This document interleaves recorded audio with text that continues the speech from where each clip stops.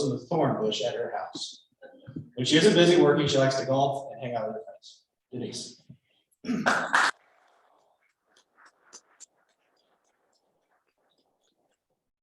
thank you for having me. Obviously, me and podiums are not friends, but I'll do my best here. So I look around and I see husbands of our members and mothers of our members. And I'm not sure if any of the ladies are members of our organization, but part of my compensation at Edward Jones is trips. Well, it was before the pandemic. And I was in Arizona in March of 2019 on a work trip and stayed at a resort that had these signs about 100 Women Alliance. And I just being nosy, started digging in and seeing why they were there. And then as we made our rounds through Arizona, I saw that there were chapters of this organization all over Arizona. And before I left, I sent a text message to several of my friends and said, this is what we're going to do when I get back. So the summer of 2019, we launched our first meeting. It is a very simple concept. If you haven't heard of it, it is we ask women to come together every quarter, so 4 times a year, commit $100 at each quarter. We learn about nonprofits in the 618 that are serving our communities. We vote and we all write our check to that organization. It is really that simple. We figured with my friends, there were 10 of us getting this started, that if we each had 10 friends, we could maybe hit 100 members. That was our goal. 100 members, $100. We would bless a nonprofit here locally with $10,000 a quarter. Well, we had to hold our first meeting at the Wildey because we had over 220 women planned to be there from the first meeting. It's a concept that I didn't obviously create the concept, but you can use it in your community in other ways. There are chapters of 100 Men Who Give a Damn. There are Christians, there are anything. There are now students that take this concept and come together quarterly, and maybe the students, maybe it's a $25 commitment a quarter. I really think it can be used in a community for like community beautification projects where people that live in Edwardsville could come together with a commitment of X dollars each quarter, and then you vote. So I thought, since some of your spouses are in my group and your daughters are in my group, that I would take you through what a 45-minute, 1 quarter meeting looks like. So we just kind of started off thanking our sponsors. And no. We do have businesses that help us out.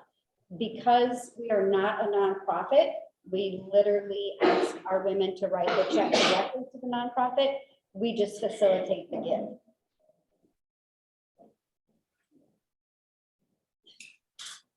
There we go. This one? Okay. So I explained a little bit how it works, the commitment of $100. We do track members. We make sure they're in good standing, have paid from the quarter prior because we do randomly select 3 members at each meeting with the opportunity to speak. So we all come to the meeting not knowing who is going to be randomly selected to talk. We had our first 3 meetings. The pandemic came. We asked for that quarter for our members to donate to wherever they chose and let us know so that we could tally it. And then we were prepared with our Zoom pivot the following quarter. So we have been in Zoom. We think that possibly April, we would love to have an in-person meeting. So we just kind of go over Zoom reminders. We review the previous quarter. So the previous quarter, our recipient was the Children's Dyslexia Center in Collinsville. And we've had recipients in Wood River, Belleville, Highland, are women who, the vast majority of our local, don't just vote local. they vote on the nonprofit they feel is most deserving. So we were able to give the Children's Dyslexia Center $29,725 since the slide presentation. We received another $400. So we did get over that 30,000. Since 3 members are chosen at random, the other 2 that are not declared our recipient, we ask the members, they can give any dollar amount to. We will happily facilitate that gift. So basically, since July of 2019, we have had 4 in-person meetings. We've had 5 Zoom meetings, a missed quarter, and have managed to donate $359,172.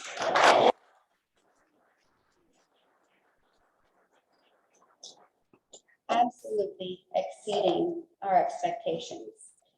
We have over 300 committed members. Women come and go, things change in their lives, they move. We do have one local credit union that sponsors every quarter. We let them know, we basically send them an invoice for 4 members of their organization that they donate $400 each quarter to. My co-director and I were honored by Mayor Rizzavi, and I love this picture because I love that their heads are cut out. Okay, right? Seriously, that's how it came up on Facebook.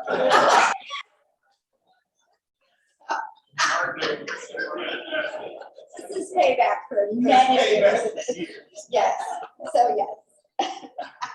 We don't advertise, we don't have a budget, we don't charge our members dues. So we ask our members to kind of go through their Facebook or in their group and invite other members. Our next meeting is April 28th. We don't know, we are hopeful. We do ask for some sponsorship on our meeting place. Our women like to also have a drink while they do this. So we like to have an open bar too. We reached the point in our program where we have randomly selected the 3 speakers. So our last meeting, it was for the Edwardsville Community Foundation. Paula spoke for Eden's Glory, and then our member Tracy spoke for Four Hearts Foundation. After they're done speaking, we all have a voting ballot in person where we use the poll and Zoom. We tally those votes and we declare our recipient. And that is, you've just gone through a meeting that is going to raise approximately $30,000 or more for a local nonprofit. It's that easy. We have been very lucky. The Richard M. Schultz Family Foundation, if you haven't heard about that, that is the founders of Best Buy. I reached out to them because they do support 100 women organizations with matching donations, and they will match up to 50% max $10,000 max. So they will donate $5,000 max, and we have qualified for the $5,000 from Best Buy every quarter since we were invited to their party, which is phenomenal. That's it. That's how the meeting ends. We all ask our members to write their checks or make their online donations directly to the nonprofit. And it truly is that easy. Very simple. Any questions? Yes. How do you know that a person made their donation? I mean, you said they have to be in good standing, but they're ever individually. You won't believe this, but a spreadsheet. That's really, So you go to the that's how techy. organization, they tell you- Yes, yes.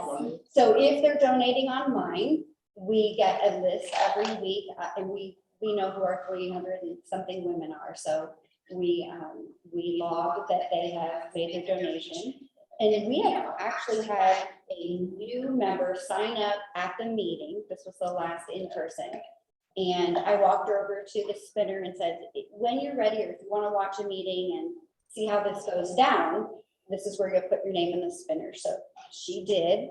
She got pulled, and they received $37,000 to the Heart Links Grief Center in Belleville. So yeah, it just can happen. it's random of the three, and one will be declared a recipient when we walk out. And we let the members know it might not be the organization you voted for, but your commitment is to that, to the process.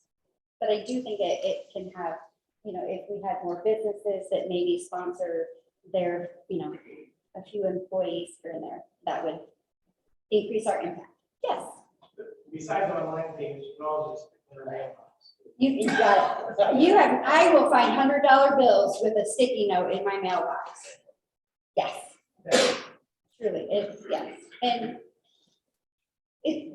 there are ways, I know other chapters, maybe they become a 501c3 so that they can accept the donations, and so it's still charitable.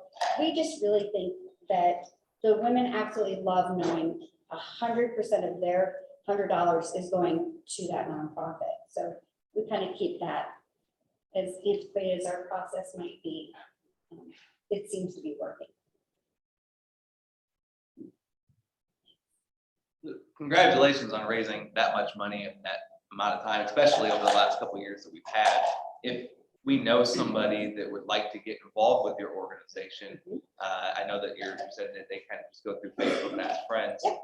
Is there a connection way for us to let somebody know about this so that they could possibly join if they want to? Absolutely, they can reach out. We do have a Gmail account, and I can get you that for sure. Yeah, it's WWC from 618@gmail.com. So we do pre-vet nonprofits. So we have a list of over 100 local nonprofits that the women can choose, can speak about. And honestly, it's not just women who maybe work for the organization or volunteer for the organization. It's something that maybe just for whatever reason they hold dear to them. So they're willing to spend the 5 minutes. We don't allow a Q&A. We just learned from along the way before we got started, that was something we wouldn't add, because a lot of people, the first question will be, how much goes to salaries? And it's just not a fair question to all organizations, that it might all go to salary. So we try to leave that part out for the Q&A. But it's been incredible, and it's very simple. We always say it's a simple concept with a big impact. Are most of your members from I would say a good portion. Yes, I would. Yes, probably 75 to 80%. We did kind of roadshow talks in Alton. We have some great supporters from St. Clair County who always come up to our meetings. We've done things with them. It just seems to kind of be centered here, which is fine. And like I said, the fact that they vote outside of our direct areas, exactly what we were hoping for. Okay, so then I have one more thing.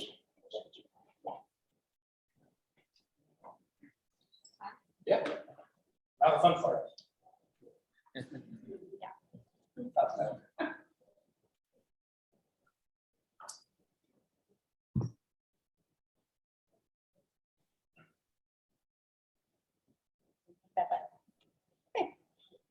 Okay, totally unrelated to the 100 women. I have to disclose, totally unrelated. But philanthropy, right. So one fills my heart, my real job fills my wallet, this one fills my fun tank. So it was March 2020, my girlfriend and I, who was on the 100 Women with me, we were having like one of our last dinners. We knew the restaurants, everything was shutting down. We, of course, like most people, had treats, and how you talk about you should do this or we should do that. Did that today, Jared. Didn't know talking headstones were a thing, but they took our idea. So it was just like that. It was a great idea. And we woke up the next morning and I said, I'm in. Are you really in? And she said, yes. So we ended up, that was March. By June 3rd, 2020, we signed our LLC, and exactly June 3rd, 2021, our first ballot went out. So we own a local vodka brand called Social Grace. We do donate 10% of net profits to nonprofits that serve women and children. the thing I would want you to know, besides this amazing vodka, we use Monroe County locally grown white corn. We have a local distiller who distills it for us in Southern Illinois. We will base donations to nonprofits by regions in the state where our vodka sells. We are also in Missouri. We are out in Kansas City already. So we're kind of making our way across. There are less than a handful of female-owned spirits brands in the country. We did not want to invest in a distillery and the process of making, so we contracted that out. Took us about a year. We are gluten-free, 80 proof. We really do have a bit. You can ask Dan, he's probably tried it. Dan? Have you tried social grape? Yeah. Honestly, I'd love to try it. And the best part is our friends will say, that is much stronger. I'm like, no, you're just drinking more of it. It's not any stronger than any other vodka. It's got the same, alcohol percent as the one that sounds like Fritos. When an organization hosts an event or a gala or anything that would use our vodka as, the primary choice for mixed drinks, we will donate an additional 10% back to a nonprofit of their choosing. And that's us. It's just been, my friend Krista and I have done this through research. She was an elementary teacher. I'm a financial advisor. We really had no experience in this, but your taste buds will lead the way.